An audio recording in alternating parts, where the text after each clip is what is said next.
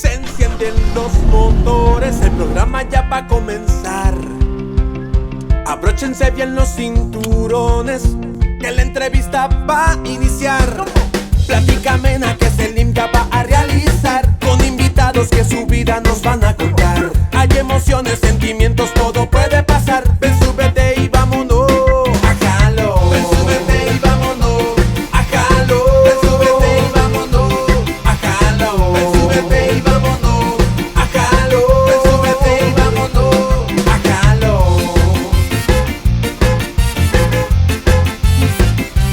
A Jalo. Ven, súbete y vámonos a Jalo. Ven, súbete y vámonos a Jalo. Ven, súbete y vámonos a Jalo. Ven, súbete y vámonos a Jalo. Ven, súbete y vámonos a Jalo. Con Selim López. Hola, ¿qué tal? Muy buenas, bienvenidos a Jalón. Les saluda Selim López. Estamos listos y preparados para el programa de este día. Hoy me acompaña alguien que por 30 años ha estado defendiendo a los trabajadores, sus derechos y cómo buscar mejorar su vida profesional, su vida laboral. También estoy hablando hoy con alguien que por segunda vez le permiten llevar las riendas de una institución de aportaciones privadas. Estoy hablando de Daniel Durón. Hoy don Daniel Durón me acompaña. Espero después de esta pausa que usted se quede con nosotros y conozca su historia de vida. ¿Qué nos tiene que decir sobre su papel siendo miembro de la Junta Directiva del Instituto Hondureño de Seguridad Social? Quédese con nosotros y conozca todas estas respuestas en este Jalón con don Daniel Durón.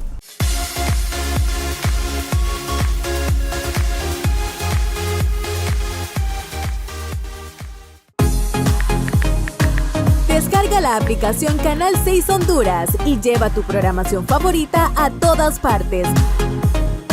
Noticias, deportes, música y mucho entretenimiento al alcance de tus manos.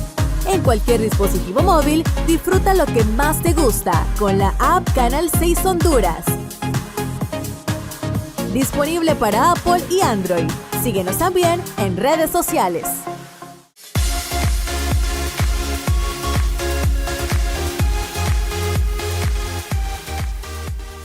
Qué verdadero placer poder contar con su presencia, don Daniel Durón, alguien que yo conozco desde hace muchísimo tiempo.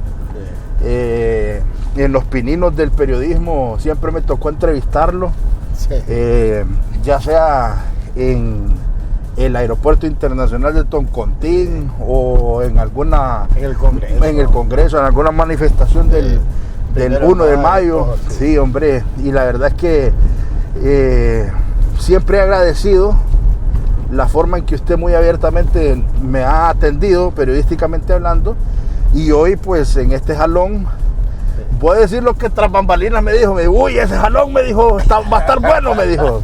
Sí, yo le agradezco por su tiempo, porque sé que es una persona que tiene una agenda apretada, pero qué bueno que nos permite conocer su historia de vida y que los televidentes puedan conocer quién es Daniel Durón. De acuerdo, muchas gracias Selim por la invitación, y como usted dice, hace bastante tiempo nos conocemos.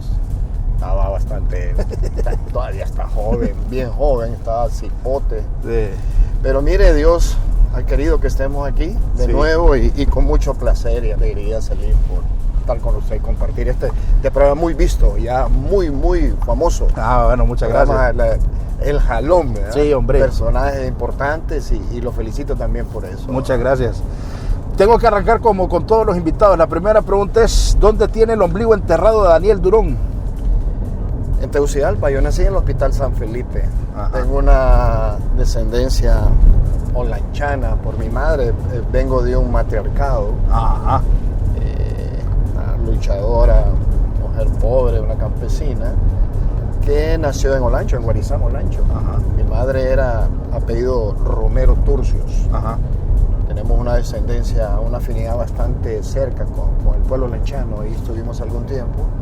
Pero yo nací aquí me crié, aquí estuve en el Central, en la Escuela Costa Rica, en el barrio Pueblo Nuevo. Ahí nos criamos, ahí crecimos. Mi madre trabajó por 42 años, casi 50 años, 45 años en el Hospital El Tórax, en la lavandería. Una mujer que se levantaba a las 4 de la mañana todos los días. Y en ese tiempo éramos dos hermanos. hermano menor, yo soy el mayor, nació mi hermana, la menor, la última, y esa es la vida. Dios nos ha dado la oportunidad de ir creciendo en pobreza. Puede imaginar una mujer sola. ¿Su mamá se llamaba? ¿Se llama? Inás murió hace 6 años. Ajá. Se llamaba Ignacia Romero Turcios. Ignacia Romero Turcios. Era padre y madre, ¿verdad? En el tiempo, y nos dio, digo yo, buena crianza. Agradecerle mucho a mi madre.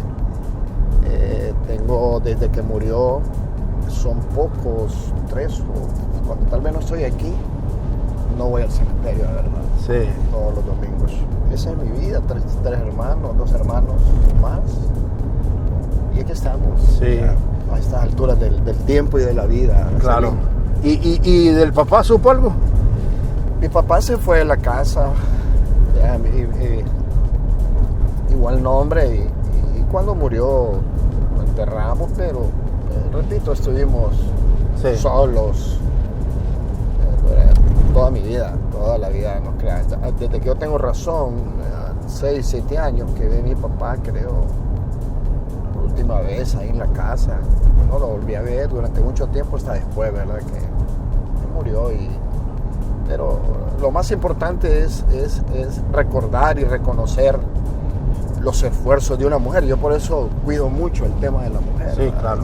Y soy sindicalista por eso, porque ella tenía problemas en el trabajo, a veces se salía para darnos compartir la comida que le daban ahí a nosotros, como vivíamos cerca en Pueblo Nuevo. Ajá. Y tenía problemas ahí, le hacían audiencias de descargo, y yo escuché a mi mamá decir que el sindicato la defendía, ¿no? Y por eso me hice sindicalista. La primera vez que me ofrecieron hacer un sindicato, tenía 17 años, todavía era menor de edad. Y no sabía qué era, pero me acordaba que eso era un instrumento que defendía a mi madre, ¿verdad? Inclusive en muchas situaciones. Y pues, con mucho orgullo lo hice, y Dios me ha acompañado. Hemos tenido fracasos, hemos tenido problemas, pero también hemos tenido éxitos, resultados positivos en muchas ocasiones de la vida. Y el tema de ayudarle a los demás, mi madre nos enseñó eso, a ser solidarios, a entender una persona que tiene necesidad como nosotros, que no tiene que comer más un día. Claro. Que no sea vejada, principalmente una mujer, cuando es sola. Una madre soltera tiene normalmente ese tipo de problemas. Sí. Óigame, pero eso le ayudó a formar carácter, eso determinó a la larga ese temple, esa forma de ver la vida. Esa capacidad de lucha, aprender a luchar desde pequeño. Mi mamá planchaba ajeno, se ganaba la vida honestamente, con hijos, y eso es un gran legado. O sea, la formación doctrinaria, la formación hasta ideológica, en principio en su casa, en su hogar. Ahí uno se va forjando principios, valores, el valor de la honestidad, inclusive la creencia en Dios. Forma la persona humana. Obviamente todos estamos sujetos a cometer errores y pecados, pero no son de la magnitud para podernos arrepentir, tal vez por omisión o por errores. Nadie es perfecto en la vida, pero teniéndole temor a Dios, uno realmente puede avanzar de una forma correcta. ¿Usted resintió el no estar cerca de su papá siendo adolescente? Claro, y eso le forja esa misma ausencia de la figura paterna. Le crea a uno las condiciones, sabe lo que eso significa, entonces procura dárselo a los hijos. Sus hijos, Lo que uno no tuvo, repetir los dolores que usted sufrió. La ausencia, el apoyo, el soporte de un padre es importantísimo, de un buen padre, ¿verdad? Claro. Hay canciones, mi mamá le gustaba mucho la ranchera. Hay una canción de Toño Aguilar, que era el cantante de mi padre, ¿verdad? Que dice que falta me hace mi padre, ¿verdad? Sí. O sea, pero eso le va formando, como dice usted muy bien, el carácter, la misma necesidad, a veces los sufrimientos. Sí. Que la persona tenga carácter, y algo como decía Camon también. Ajá. Eso de barrio, de vivir en pobreza, también uno, obviamente las situaciones han cambiado, las realidades son totalmente diferentes, ¿verdad? Sí. Pero siempre ha habido pobreza, siempre ha habido limitantes enormes, pero le va formando carácter. Entonces uno en los barrios antes se dedicaba a diferentes cosas, iba a la escuela y jugaba fútbol. Era tan importante en un barrio marginal, lo que no sucede ahora, el tema del fútbol. Un campo de tierra que le permitiera a los hipotes ir a jugar, y eso me pasó a mí. En San Felipe había un campo de fútbol de tierra, se llamaba Los Próceres, y eso jugábamos, y el fútbol también le enseña. El fútbol a uno lo hace madurar. Imagínense que yo fui a la reserva de la España, aquí en Tegucigalpa. La España es claro. Hablando de todo, tenía una filial aquí, eso lo voy a ir rápidamente. Yo estaba en el central, me llevaron ahí. Yo tenía un problema de desnutrición, pero teníamos habilidad para jugar fútbol, pelota, en esos campos que era difícil, de tierra, como había aquí en el campo Motagua, estos jugadores de aquí de las colonias de Comayagüela, muy buenos jugadores. Entonces en España nos llevaron ahí y nos inyectaban, nos daban comida, me recuperaron y aprovechaba para llevar a mi hermanito menor. Entonces también le daban comida, por eso es España. Y el fútbol lo hace madurar a uno, a pensar, como dice Art Camon, este sociólogo francés. El fútbol es una gran experiencia, hace madurar a las personas. Le pone limitaciones cuando ya es estructurado. Miren, no puedes hacer esto, tienes que disciplinarte. Eso también ayuda. Y eso, la parte del sindicalismo también, la formación sindical es una formación profesional. O sea, un cuadro, un muchacho que se va formando en los sindicatos son instituciones estructuradas, tienen junta directiva, tienen órganos de controlación, tienen programas de formación política, ideológica, estratégica. Yo fui dirigente de la Confederación Latinoamericana, eso nos enseñaba mucho ahí. La formación básica nuestra es sindical, es doctrinaria, es política, es ideológica, son cosas diferentes, pero es un conjunto de formación que le da a uno la posibilidad de ver la realidad de otra forma. Solo un paréntesis, esa etapa de futbolista, ¿de qué jugaba? Yo era volante de enlace y como era pequeño, jugué en la Liga Mayor. Yo conseguí trabajar por futbolista la primera vez. Estuve en la selección del Central, en la selección juvenil del Central, como campeones. De ahí me sacaron para una liga que llamaba Felipe Barahona, que era una liga juvenil, pero federada, que jugaba en el Birichiche, en la liga. Entonces en España tenía filiales a nivel nacional, el Olimpita de Tela, y la España es una gran institución. Entonces aquí hizo su propia juvenil, su propia filial juvenil. Puso a un entrenador que se llamaba Pérez del Sol a que manejara eso, y entonces ahí ya teníamos uniforme, teníamos taco, entrenábamos, y sobre nos todo daban comida, nos daban una burrita que eso era la que comíamos nosotros con mi hermano, y nos ponían inyecciones.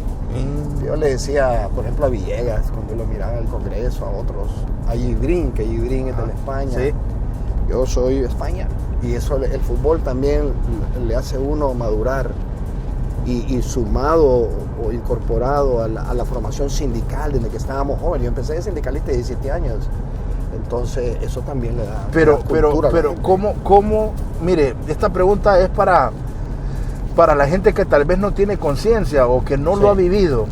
¿Qué significa para un muchachito tener hambre y llegar a un equipo de fútbol y que le den esa burrita? ¿Qué sentía su corazón cuando usted recibía esa burrita? Mire, imagínese que a usted le gusta hacer algo. Lo hace por diversión y porque ya por competencia con los demás muchachos de barriada, los pobres. Y sumado a eso, usted destaca, tiene algunas habilidades natas. Y además de eso le brindan, por ejemplo, jugos, una burrita, una inyección para que se fortalezca. Eso es importante. Y ahora imagina el fútbol, esos grandes futbolistas que les encanta jugar, y además de eso ganan un dineral, ¿verdad?, por hacer algo que le disfrutan. Y el fútbol, como todos los deportes, lo que necesita es disciplina humana, personal, un deportista que no tenga disciplina personal normalmente no avanza mucho tiempo, no está mucho tiempo en el deporte. Sí. Pues mire qué interesante. Entonces a los 17 se hacen sindicalista. ¿Dónde estaba trabajando y cómo se dio la oportunidad? Yo soy en Banasupro. Ahí hicimos el sindicato en tiempos de los militares, en la Supridora Nacional de Productos. ¿No era peligroso eso? Fíjese que para hacer ese sindicato me despidieron. Yo solo tenía 3 meses de trabajar ahí.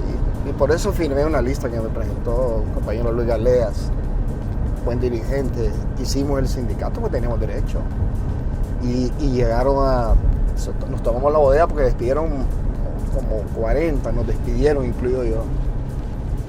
Entonces nos tomamos la bodega ahí en la bolsa, que era la bodega, y algunos centros de parar. Imagínate parar un centro de Banasú, porque es un lugar donde la gente va a comprar. En ese tiempo eran otros momentos. Y logramos al final, de acuerdo que intervino el ejército, la policía, y nos dijeron desalojen, pero vamos a llevar al gerente para que los reciba el Ministerio de Trabajo. Y ahí hicimos el sindicato. Yo tenía 17 años, 16, y ahí andaba yo. Estuvimos como 15 días en acciones en la calle. Por eso yo también respeto a las mujeres sindicalistas. Las mujeres son valientes. Bueno, una vez cuando el ministerio quedaba ahí por el Parque de la Libertad, el ministro era el abogado H. Núñez, creo. El abogado, un buen hombre, el abogado H. Núñez. Entonces me acuerdo que no teníamos defensores. Y llegó este abogado que ahora es magistrado, muy buen laboralista. Llegó y nos dio ayuda gratuita. Y logramos al fin que la gente Cáceres Castellanos, el abogado Cáceres Castellanos, tal vez no se acuerda de mí, pero yo estaba pequeño, hace por 10 años, me acuerdo de él. Y entonces nos reinsertaron, nos reintegraron y logramos hacer el sindicato. Pucha. Y ahí está todavía.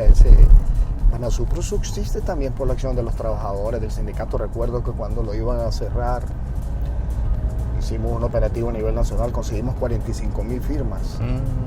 Porque tenía un déficit normal, porque Banasupro no es una institución de ganancia, es de utilidad social. Claro. Es reguladora de precios.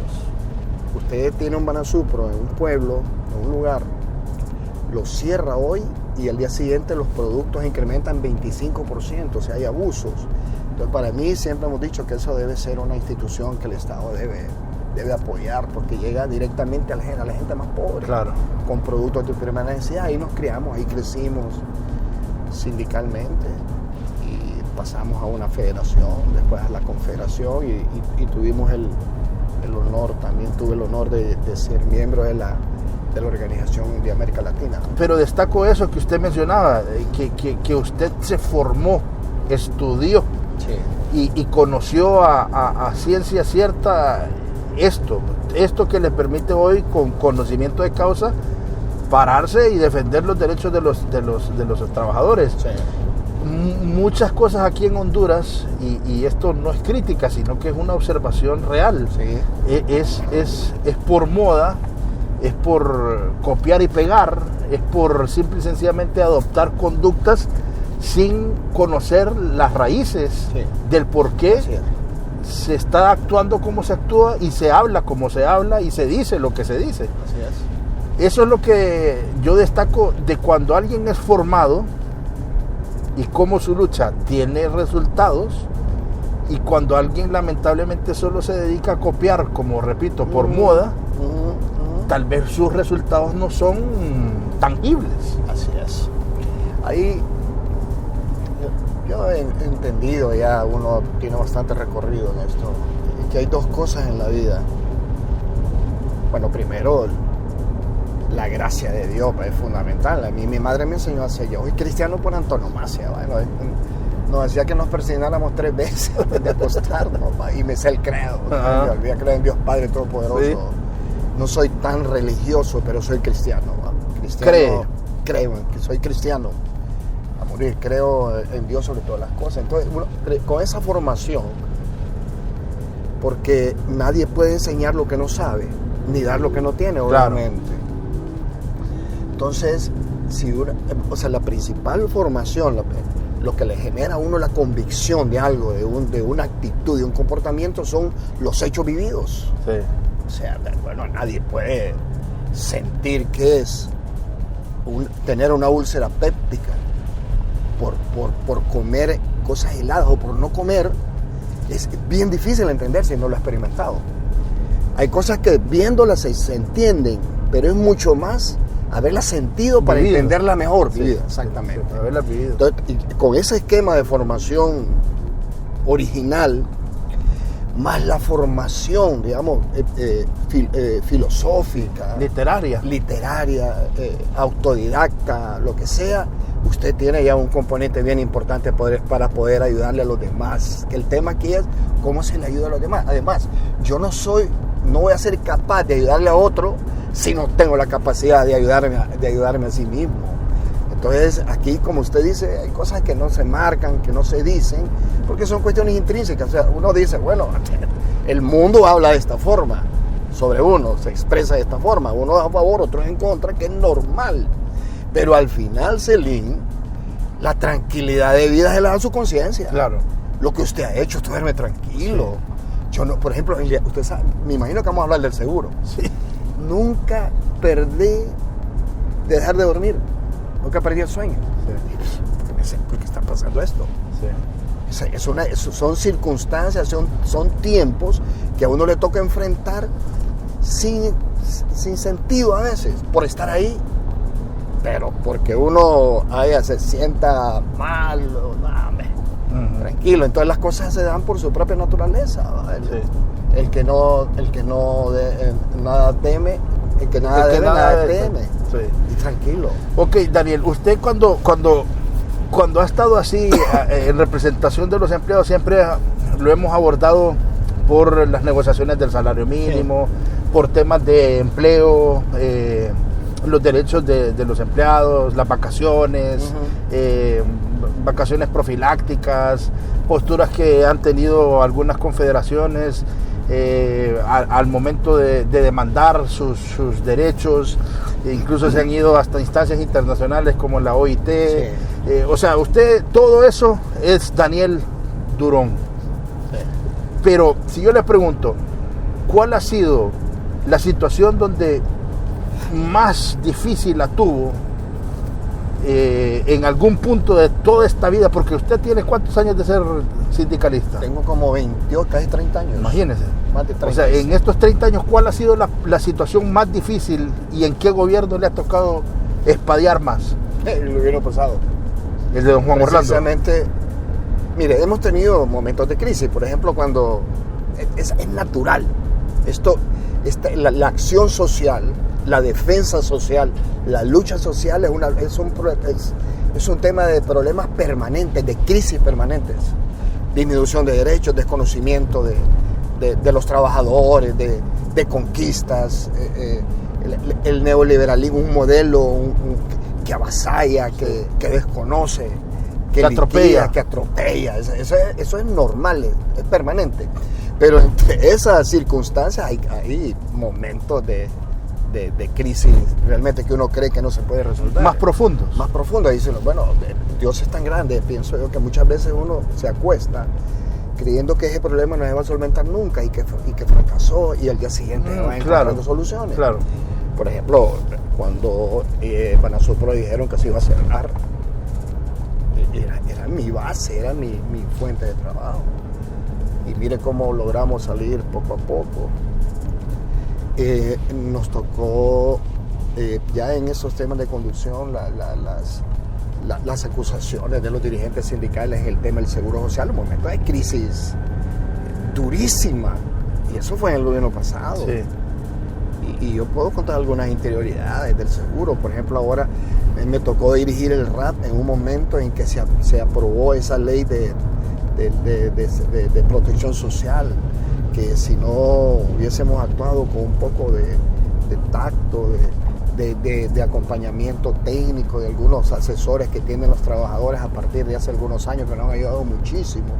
La asesoría técnica estuviera en otras condiciones, y logramos salir adelante. Ahora volvemos al problema con con la declaratoria de inconstitucionalidad de la ley de protección, marco de protección social, que nosotros estamos de acuerdo que se derogara todo aquello de la prestación de servicios de salud que atentaban contra la salud pública, etc. Pero hay que rescatar el tema de la reserva laboral. Estaba viendo un periódico que sale en primera plana hoy, la atención de los hijos de los trabajadores de 11 a 18 años en el seguro social, un montón de temas. Entonces hemos tenido crisis seculares, momentos difíciles, personales, momentos difíciles al nivel de las organizaciones. Solo una pregunta, ¿los empresarios son tan duros cuando se va a negociar un salario mínimo? Ellos defienden su posición. Hay empresarios hay algunos que son duros, pero hay otros que son conscientes. Ajá. Igual en todos lados. Claro. Sí, ahí hay secciones a la regla, sí. Todo eso. Pero fíjese que es bueno decir esto, hace aproximadamente 15 años, desde que yo me incorporaron a las negociaciones del salario mínimo. Que hay una anécdota especial cuando yo estaba bien pequeño, estaba Felicito, ese que está feliz y Pávila, paso de saludarlo, ahorita está un poco mal de salud, pero está recuperando. Una vez pusieron al cardenal Rodríguez de mediador, y a veces fue el salario mínimo después antes de lo de Mel, que lo de Mel fue seccional, se logró un 14% con la mediación del cardenal Rodríguez, pero es que la inflación estaba altísima y hay muchas anécdotas con el cardenal. Bueno, nosotros le hablábamos de la base, la base está presionando por ese ajuste al salario mínimo, y él decía, bueno, mi base también presiona que da la iglesia. Hay una anécdota bien interesante. En relación a los empresarios, hay empresarios que no necesitan mucha presión para reconocer los derechos de los trabajadores. Hay otros que sí, que necesitan presión, y el problema que tenemos es el bajísimo porcentaje de organización sindical. Y que dicho sea de paso, Celín, el único país de Centroamérica, y no sé si de América Latina, que creció en índices de organización sindical fue Honduras. Y eso normalmente nadie dice, y se lo digo clarito. En La Maquila tenemos 43 sindicatos. ¡Pucha! Tenemos alrededor el 68% de las empresas de La Maquila tienen sindicatos con contratos colectivos. Entonces creció, y hay 80,000 trabajadores organizados. Eso quiere decir que el movimiento sindical creció. Claro. Y contrario a aquello que los sindicatos destruyen, porque tuvimos un conflicto organizativo ahí en los primeros años en La Maquila con las inversionistas, las inversiones asiáticas, recuerdo. Pero fuimos aprendiendo, organizándonos. Ahí hay un gran acuerdo con transnacionales, con Frutos del LUM. Ajá. En el mero golpe, en octubre del 2009, nosotros habíamos hecho un sindicato aquí de Maquila, en Choloma, y cerraron la empresa. Era una inversión de una empresa que se llama Frutos del LUM, en donde es accionista Warren Buffett. Imagínense, uno de los hombres más ricos del mundo. Hubo un pequeño granito de arena aquí. Y se hizo una campaña ahí con las universidades de los Estados Unidos, 80 universidades, para defender la organización sindical. Entonces de ahí empieza la organización de trabajadores de La Maquila. Entonces fuimos a Washington a negociar con la empresa. No le creo. Con el vicepresidente, un hombre muy bueno, un gringo, murió. Y hicimos un convenio que trascendió el país con ellos allá. Y ¿sabe cuál es la sorpresa nuestra ahí? Porque no es lo mismo negociar con representantes en los países que con los dueños. Claro. Ya que la sorpresa nuestra es, dice, ¿cuál es el problema? Es que cerraron la empresa porque se había notificado un sindicato y estaba negociando un contrato colectivo. Y esto Evangelina Argueta, que es un excelente dirigente de la zona, que todavía está ahí, con el tema de La Maquila, estuvo ahí con nosotros también. Ese es un caso que no se conoce, ese hecho. Entonces negociamos un acuerdo con ellos allá que trascendía el mismo Ministerio de Trabajo allá en Honduras. Se reintegraron todos los trabajadores con contrato colectivo y con más de $2 millones para resarcir el daño que le habían hecho a los trabajadores. Y ahí está escrito eso no lo estoy inventando. Entonces de ahí, ese hecho, esa negociación, ese acuerdo, dio lugar a que las demás transnacionales de La Maquila en Honduras, Childán, Nike, todos los que están aquí, dieran paso a la organización sindical y hay relativa estabilidad. O sea, el instrumento más efectivo para la defensa de derechos humanos es la organización propia de los trabajadores, la que está ahí. Sí. Todos son buenas, pero eso está ahí in situ. Sí. Entonces, eso es un dato, y bueno, o sea, un montón de contratos colectivos a nivel de nuestra historia.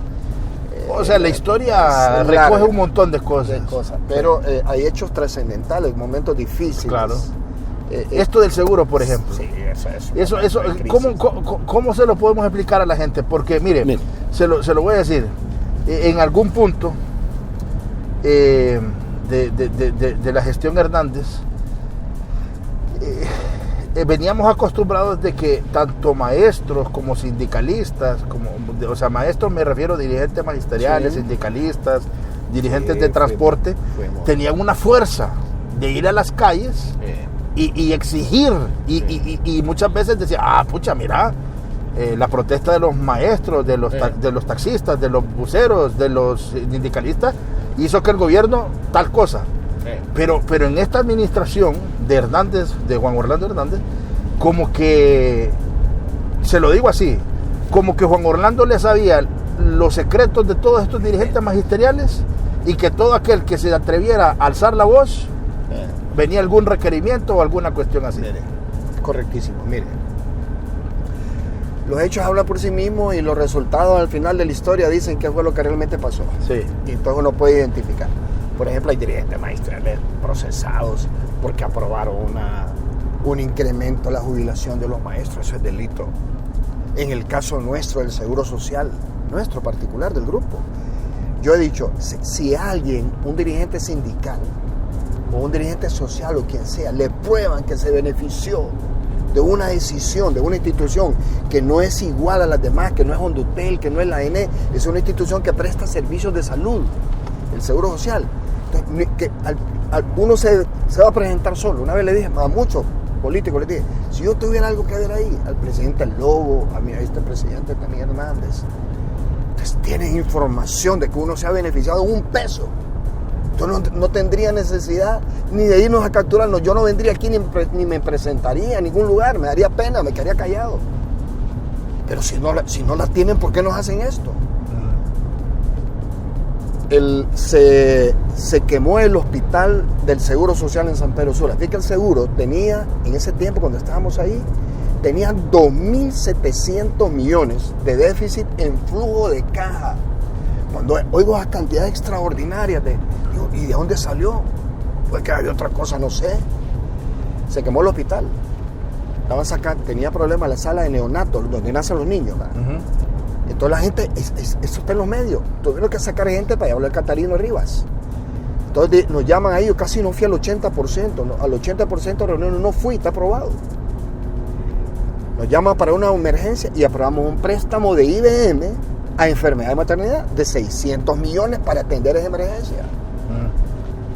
Ay, por eso nos quería meter preso. Cuando era mucho más rentable que le prestara su hermano mayor IBM enfermedad y maternidad, porque ya habían acuerdos, ya se había acordado y se había hecho y había pagado. Es que era mucho más rentable y mucho más beneficioso que ir a un banco. Y en todo caso el banco le iba a prestar los fondos del mismo IBM a enfermedad y maternidad. Entonces, bueno, pues, mire, ¿qué delito es ese? Ahora, que ese dinero no lo hayan utilizado para lo que se aprobó, para lo que se acordó, ese es otro tema eminentemente administrativo. Y mire, hay un montón de cosas ahí que a veces a uno le da hasta temor decirlas. Pero llega un momento que tiene que defenderse. Sí. Repito, si hay algo que demuestre que nosotros hicimos dolo, que nos beneficiamos, un dirigente social en ese tipo de instituciones tenemos varios problemas. No somos técnicos. Sí. No tenemos conocimiento en muchos casos administrativos. Sí. La representación es eminentemente social. Sí. Le pongo un ejemplo. Yo había un trabajador del Molino Harinero Sula que tenía 44 años de edad. Entonces llega la junta directiva del Seguro Social, que ya había que cambiarle una válvula en el corazón. Entonces el seguro no podía porque, como me dijeron en el caso de otro día de una niña, no podía porque esas operaciones no las hace el seguro. Pero el seguro tenía que proporcionarle, porque era afiliado, todos los insumos. Y se tardó un mes en tomar la decisión y peleando, pues yo nunca fui al seguro a pedir nada, un montón de compañeros, era a pelear por ver cómo se mejoraba el seguro, que no habían sillas ni allí en un lugar donde las mujeres paren, ahí no hay sillas. Entonces, mira, ese era nuestro papel, nosotros no compramos ni vendemos a nadie. Es un papel eminentemente social. Entonces ese compañero lo operaron hasta después de un mes, lo fui a ver al seguro. Y alegría, le habían cambiado, ya le habían puesto. Al día siguiente la tiró. Esas son los compañeros de mi madre.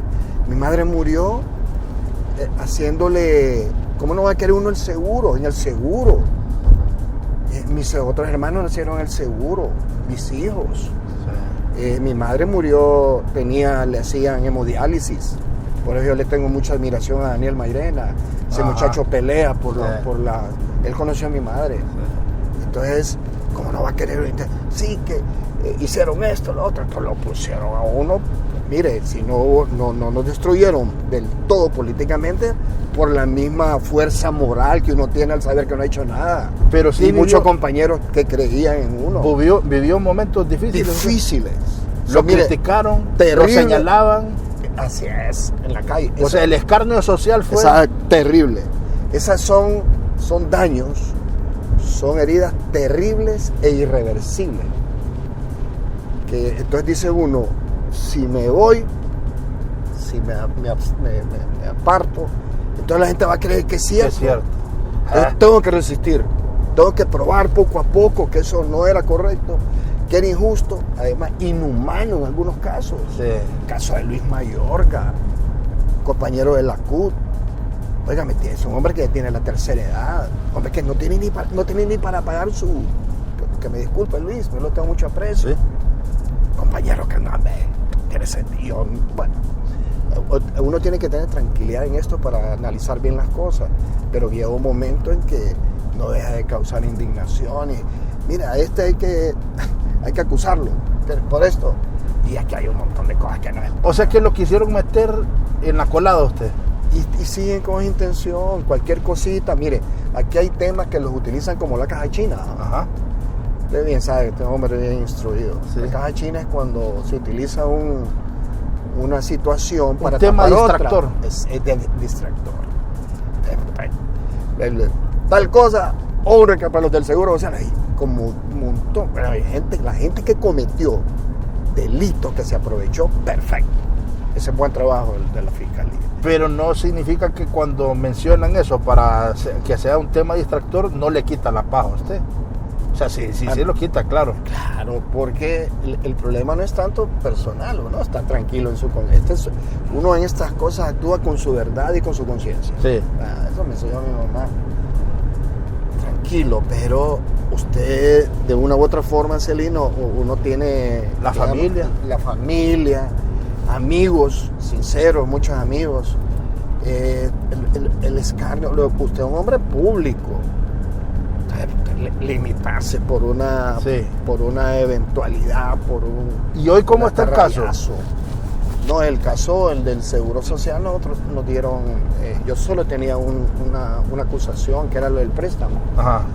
Y los declararon, ¿cómo se llama? Ya tenemos absueltos. Ya tenemos, imagínense tener una persona con carta de libertad sin ser delincuente. Es algo paradójico, ¿eh? O sea, le dieron carta de libertad a alguien que nunca cometió un delito, que no se robó nada, que no le hizo daño a nadie. Y que estaba ahí que alguien le diga a uno que le dieron dinero. Por representar a los intereses de Mira, la gente. Nosotros le dijimos, fuimos a nuestra organización, le retirémonos. Me la presentía, el tacto político, el olfato. Mira, ¿por qué te vas a retirar si ahí lo que hace es ayudarle a la gente? Porque usted olía que Mario Zelaya y todos esos estaban como con ganas de hacer toda esa trastada. ¿O no lo pudo percibir? Uno no puede acusar a alguien si no tiene algún indicio. Algún indicio racional, porque no se convierte en psicofante. Ajá. Entonces, o sea que el hombre se portaba bien en las reuniones, pues. Sí. Pero ya después... No sé, son cuestiones eminentemente administrativas, porque uno ni siquiera estaba en el seguro. Sí. Ni siquiera teníamos... O sea, no firmaba usted, pues vaya. Cuando íbamos a la SAC, ni las actas firmaban, no las firmaban el presidente y el director ejecutivo. Pero ese es un tema aparte, es un tema que está investigado a saciedad. 10 años tiene eso, está en investigación. Me imagino que a estas alturas los investigadores ya tienen la radiografía completa. Clara de lo que pasó, quiénes se aprovecharon, quiénes abusaron y quiénes fueron también injustamente involucrados.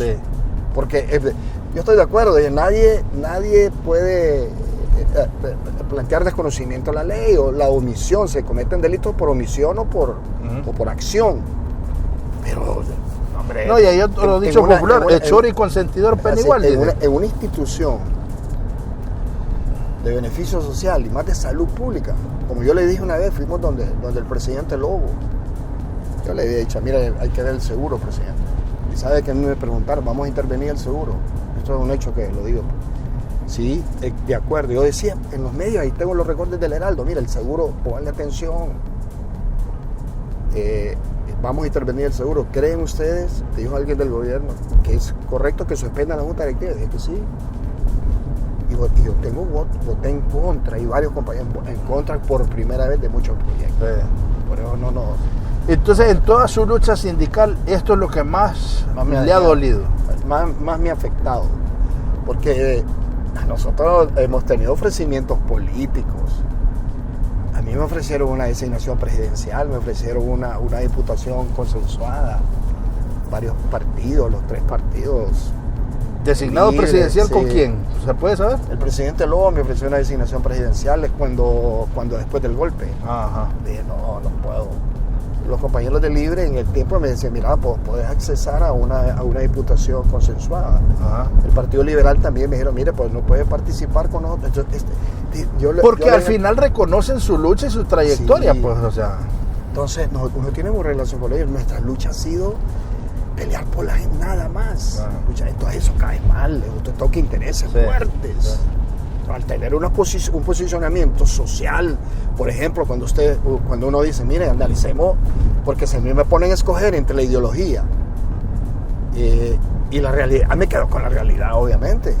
Porque el problema del país, el problema que tiene Honduras es estructural. Es un problema de modelo, no es un problema de gobierno. Los gobiernos se aprovechan, abusan, algunos, otros hacen una buena labor, muy buena labor, algunos. Entonces, no todo es igual. Pero el problema de fondo es estructural. O sea, es la distribución de la riqueza, por ejemplo. ¿Cómo es posible que Honduras ya está igual que Haití?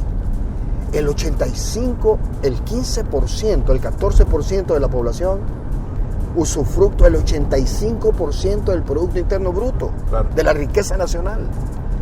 Y el otro restante, 85%, solo se reparte el 13%. Entonces, por eso tenemos migración, tenemos pobreza, tenemos miseria. Este es un problema estructural de modelo. Todos los empresarios a veces dicen, miren, pero es que ustedes no pueden hablar así. Mire, va a llegar un momento, como está llegando ahora el país, que eso se revierte. Si no hay solidaridad del sector privado, si no hay una retribución de la riqueza, un poquito de distribución de esa concentración enorme, es un boomerang para ellos mismos. Porque aquí termino esto, el problema aquí no es tanto el empleo. Claro que hay un enorme desempleo, enorme, brutal. El problema de fondo, según estos criterios, es un problema de ingreso. O sea, el 86%, y eso lo dijo el Ministerio de Trabajo hace poco, no lo volvimos a ver en el estudio, el 86% de los trabajadores asalariados en Honduras ganan menos de 12,000, de 13,000 pesos mensuales. Tenemos el 70% del sector informal de la economía. Este es un país con condiciones sociales graves de pobreza. Entonces, ahí es cuando más se necesita la organización social. Si no tuviéramos organizados los vendedores ambulantes, eso fuera mira, estuviera peor la situación. Están organizados y se controlan ellos, se autorregulan. El sector campesino organizado, que en su momento fue un gran precursor de reformas agrarias en los años 70, recuerde usted todo esto, las movilizaciones campesinas, la ley de reforma agraria, y están olvidados. No entiendo. Entonces el sector privado, los grupos de poder deben entender, y algunos lo entienden y lo saben, que hay que volver a la solidaridad, y no es estado de bienestar, nada de eso. Es estructuralmente un estado que tenga la capacidad de suplirle a la pero gente el problema lo que no le pueden dar es que si no lo hacen de corazón nunca lo vamos a poder ver. Y usted menciona una cosa, hay empresarios que sin mucho ellos tienen conciencia, pues, pero hay otro tanto que son duros. Y yo aquí destaco que mientras Honduras, todos, empresarios, empleados, pueblo, gobierno, no seamos solidarios el uno con el otro, no vamos a poder salir adelante. Es una cuestión de entender que el común denominador es que todos somos hondureños y que solo entre nosotros podemos salir adelante. Pero aquí el problema es que yo pienso en que, no, aquí esto es para mí como el rastrillo.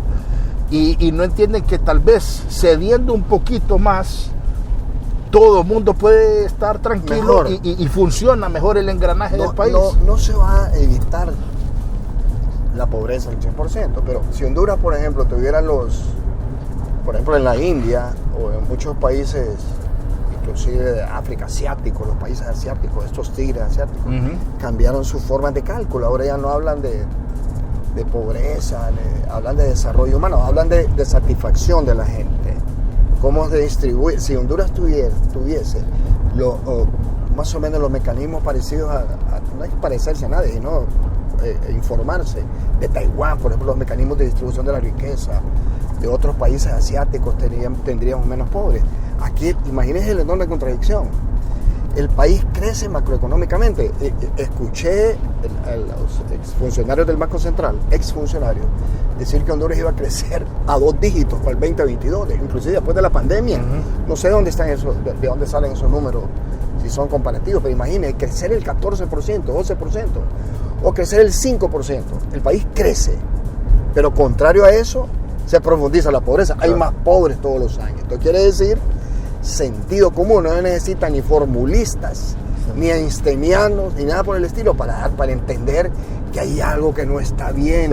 Hay una demasiada concentración en un sector del ingreso y una pírrica o mínima distribución de esa riqueza a estos barrios que estamos viendo a los lados. Claro. O sea, que debería de ser algo todo más equitativo, ¿verdad? La inequidad es un flagelo brutal en estos países de América Latina. Óigame, ¿cómo analiza el ocaso de Hernández, de Juan Orlando Hernández y todo esto de la extradición? ¿Cómo lo toma usted? No sé, algunos dicen que ya estaba prácticamente programado. Otras 2 personas dicen que era impensado esto. Pero indiscutiblemente que es un hecho trascendental. Y es un hecho sui generis en el país. No tanto en América Latina, ha habido en muchos casos, pero eso realmente aconteció de un día para otro.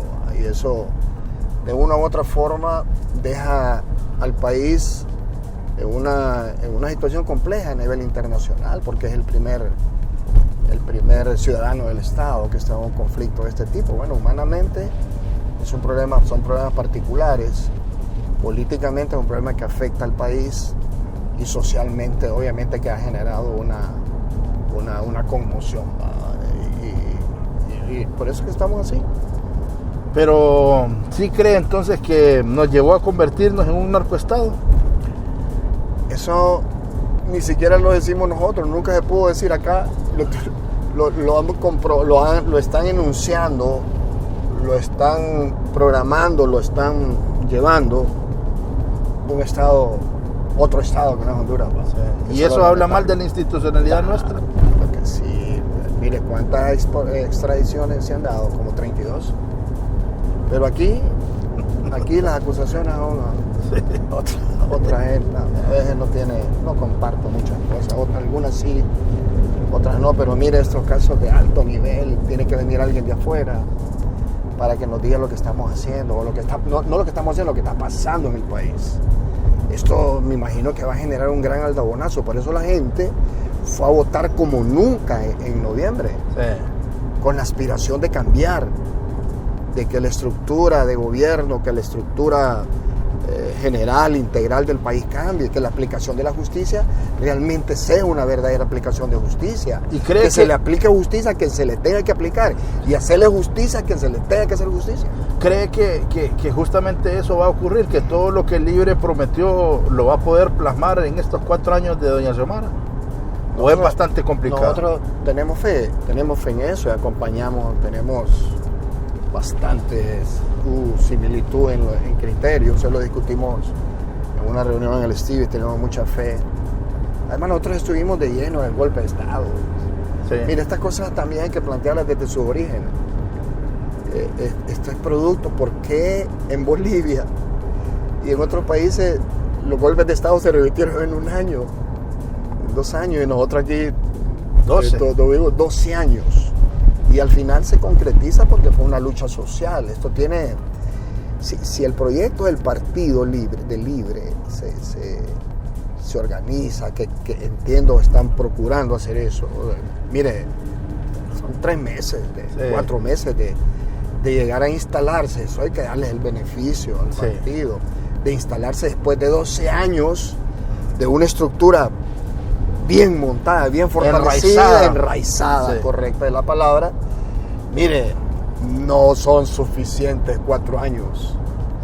Tiene que ser un programa a mediano y largo plazo. Y el problema de fondo en el país es precisamente eso, porque no hay un programa, un proyecto político de gobierno que trascienda los ejercicios de mandato de 4 años de cualquier partido político. No hay un proyecto de país a mediano y largo plazo. Porque cuando cada vez viene alguien y cambia todo. Entonces aquí el problema es que lo que no son proyectos de país, no es un plan estratégico, lo que tenemos son proyectos de gobierno, de partido. Mire que nos queda muy poquito tiempo, pero también la noticia es que usted nuevamente ha recibido el respaldo para estar al frente del rap. Sí. Cuénteme cómo está esa situación y por qué por segunda ocasión le permiten a Daniel Durón manejar las riendas de esta institución. Buena pregunta, muy buena pregunta, como todas. Hubo una circunstancia ahí. Recuerde que nosotros cuando estuvimos por primera vez en el rap, hicimos algunas cosas importantes con la ayuda del sector privado, porque es bueno decirlo también, con el sector privado en los últimos años hemos aprendido a entendernos, a discutir, a reconocernos, que es un hecho bien importante. Y el rap es un buen ejemplo. Ellos dicen que somos socios con el rap. Logramos nosotros la ley del rap, no tenía. Recuerda que William Chong Wong llegó a ver vio los estados financieros del rap una vez y dijo, ¿por qué aparecen los intereses que producen los trabajadores con los aportes de los trabajadores y los empresarios a nombre del rap? Buena pregunta. Entonces, aprobamos los excedentes. 6.000 millones de excedentes. Ese rap es una institución muy sui generis en América Latina, acá no hay otra. Es de seguridad privada, de los trabajadores del sector privado. Entonces tenía un fondo de vivienda, solo el 13% accesaba a beneficios, aprobamos los préstamos automáticos a cargo de sus propias aportaciones, el 9.5% anual de intereses. Devolvimos excedentes, cuentas individualizadas ganando intereses a su nombre, bien protegido ahí. El gerente del rap, la administración del rap se nombra por concurso público de esas compañías. No es ni el gobierno participa ahí como veedor porque no pone nada. Ahí quien administra, quien decide es el sector privado y el sector laboral. El rap, inclusive aún en la pandemia, se dieron unos bonos, se recuerda, le volvieron a la gente, hizo una buena labor. Aún así, el rap en este momento tiene en activos administrados 27.000 millones de lempiras. Y se le incorporaron 2 cosas nuevas con esta ley, que era la reserva laboral, que es el 50% de lo que le corresponde a un trabajador por prestaciones sociales al año. Ya no está en los libros de la empresa. Ahora está obligado a ponérselo a su nombre, ganando intereses a su nombre y sirviéndole a él, generando excedentes. Entonces, cuando lo despiden, la empresa le da lo que le corresponde y él va al rap a traer ese 50%. Ya sea por renuncia, por cualquier causa. Es una conquista bien importante porque ya tienes trabajo a la disponibilidad ese dinero ahí. Sí. Y si la empresa lo despide por cualquier causa justificada, no le da nada, o renuncia, no le da nada. Ahí lo tiene garantizado. A 10 años usted va a tener el 100% del 50% de las prestaciones ahí a su nombre. Sí. Y el otro es, esta ley hizo que el RAP, que esa aportación de 1.5% que da usted sobre su salario, sin techo, y el 1.5% del patrono, del empresario, iba a su fondo, el 3% a su nombre, al fondo de vivienda, ¿no? Le dan préstamos automáticos, se llaman RAP.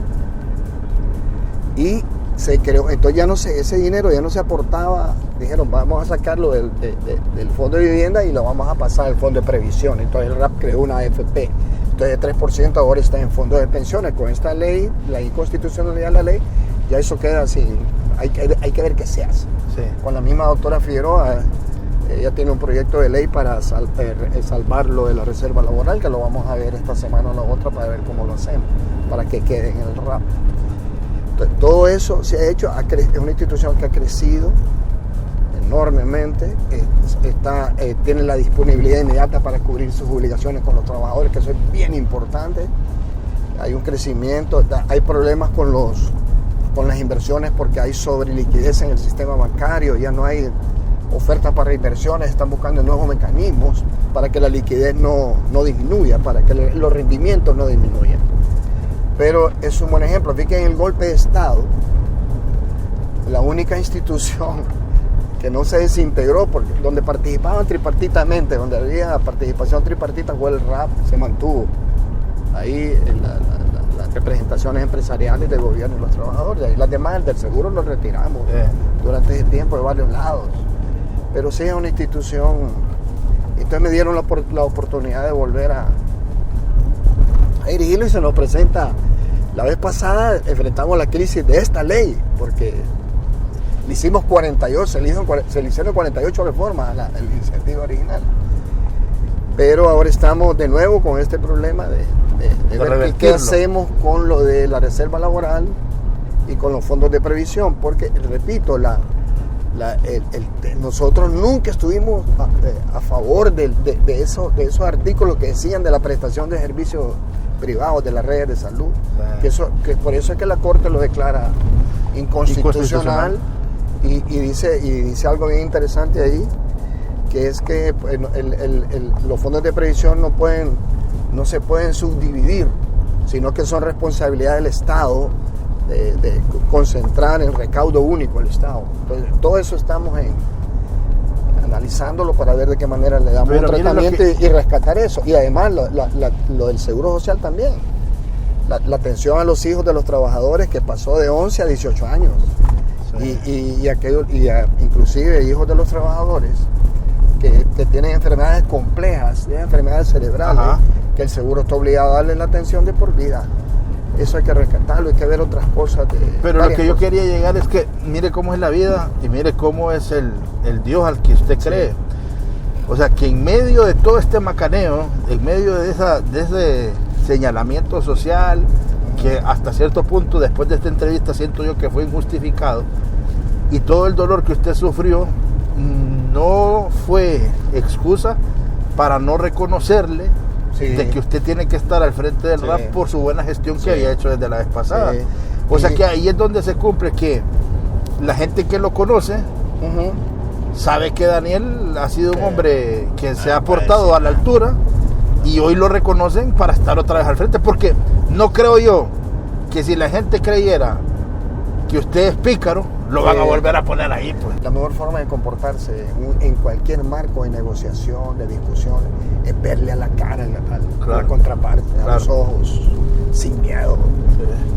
No agacharse. Eso es porque si alguien que tiene por qué reclamarle, por qué acusarle, usted no puede hacer eso. Eso es cuestión personal, eso algunos lo pueden creer, otros no. Hay ataques, es normal. Pero la mejor forma de llegar a defender a un trabajador o a quien sea con alguien de contraparte, no enemigo, de contraparte, es verle los ojos, no bajarle la cabeza. Y usted normalmente va a salir bien. Cuando usted tiene algo que la contraparte lo puede acusar, le puede decir, mejor ni vaya. Y no siguen esto. Gracias, Daniel. A la orden. Gracias por su tiempo, gracias por venir a contarnos su historia de vida. Espero que se haya sentido cómodo. Créame que vamos a estar pendientes de usted. Extremadamente cómodo. Y créame que ha sido agradable poder escucharlo y que bueno, yo estoy seguro que la gente va a quedar muy complacida de poder escuchar de su voz lo que está ocurriendo, ¿verdad? Excelente, Celín, y mi deseo es que siga adelante. Sí. No hay mejor forma que avanzar haciendo sus propias luchas. Sí, claro, ahí estamos. Aprende y vas a ir adelante. Ahí vamos. Muchas gracias y gracias a ustedes por haber estado con nosotros. Los esperamos el próximo viernes. Que estén bien. Se encienden los motores, el programa ya va a comenzar. Abróchense bien los cinturones, que la entrevista va a iniciar. Plática amena que Selim ya va a realizar.